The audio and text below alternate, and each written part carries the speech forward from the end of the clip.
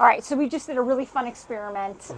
Bean poured water onto the rain screen, and we sat here for about 20 seconds, and literally the water poured behind the stucco wall, the cement wall, through the rain screen, and you can see right now this is wet right here. This is from dripping water.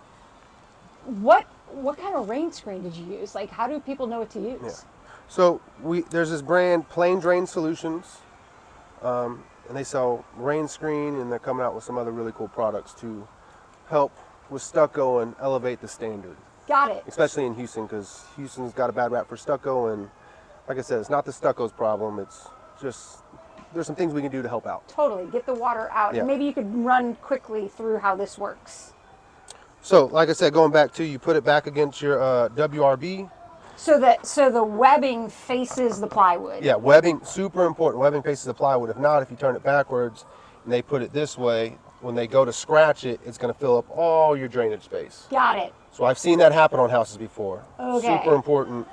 You want to go webbing back to the plywood. Remember that. And you have this filter fabric that'll keep the cement from getting inside. Put your lath on top, and then from there, everything's normal as go. Okay. Yep. Okay. Great. Thank you. That's Yes, awesome. ma'am. Perfect.